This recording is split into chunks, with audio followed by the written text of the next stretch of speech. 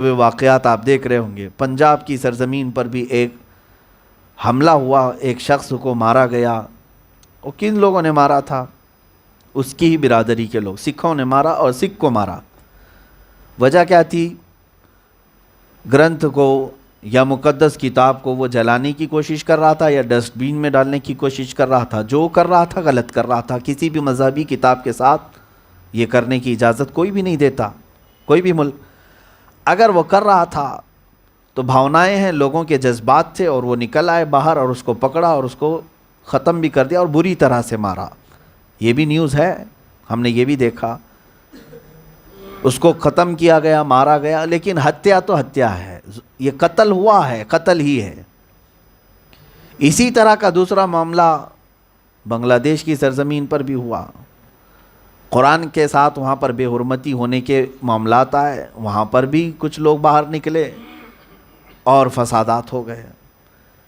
ہم اس کو بھی ڈینائی کرتے ہیں یا پھر اس کی مذمت کرتے ہیں کہ جن لوگوں کا قتل ہوا اگر وہ بے قصور تھے تو ظاہر سی بات ہے، یہ ہتیا تو ہتیا ہے، قتل تو قتل ہے۔ لیکن ڈبل پالیسی جس کو کہتے ہیں ہم، ہیپوکریسی، وہ ایک جگہ تمہیں نظر آئے گی، وہاں پر مسلمان باہر آیا تھا اپنے جذبات لے کر، اس لیے وہ آتنکواد تھا، وہ دہشت گرد تھے۔ اور ادھر پنجاب میں جن لوگوں نے مارا وہ جذبات تھے ان کے، وہ آتنکوادی نہیں ہیں، وہ ان کی بھاونائیں تھی، اس کو ٹھیس پہنچی تھی اس لیے مارا انہوں نے۔ کون سی دنیا میں یہ بیوقوف بناتے ہیں لوگوں کو۔ میرے عزیزو، اس طرح کے بے شمار واقعات ہم دیکھتے ہیں۔ یہ جگہ جگہ پکڑ کر کے جو موب لنچنگ کرتے ہیں، کبھی آپ نے سنا کہ یہ دہشت گرد ہیں؟ میڈیا کو کہتے ہوئے سنا کہ ایک مسلمان کو پکڑ کر کے سارے لوگ پیٹ رہے ہیں، مار رہے ہیں، کئی لوگوں کا تو قتل کر دیا، کبھی گوشت کے نام پہ، کبھی کسی اور بات کے نام پہ مار دیا، ختم کر دیا۔ اس کو دہشت گرد نہیں کہا جائے گا، اس کو آتنکواد نہیں کہیں گے۔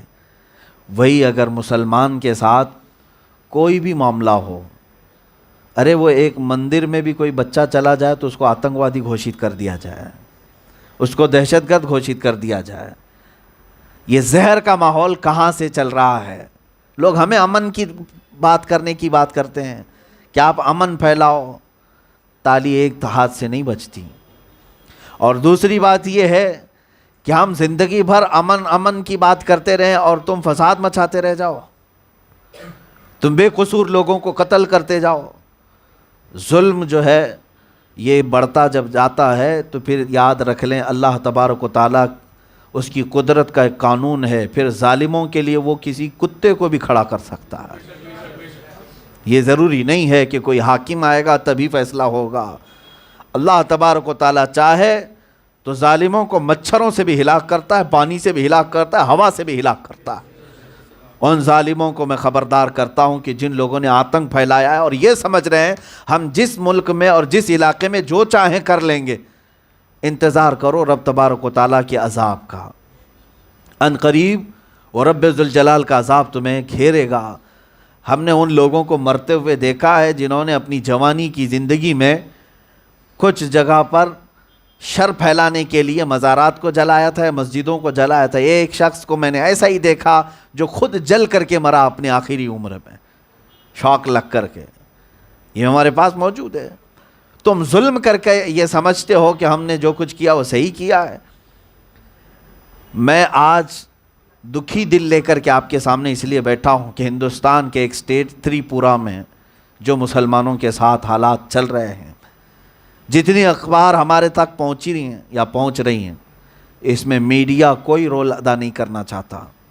یہ وہی میڈیا ہے جو 20 گرام ڈرگز کے پیچھے مہینہ لگا دے گی 3000 کلو پہ تو کوئی بات نہیں کرنا۔ یہی ہیپوکریسی ہے نا۔ ان لوگوں کی بات پر کون توجہ کرے؟ آج ان کے منہ میں جو جتنا گھی رکھے گا اتنا یہ بولتے رہیں گے۔ ہاں، قرآن پاک میں بھی ذکر موجود ہے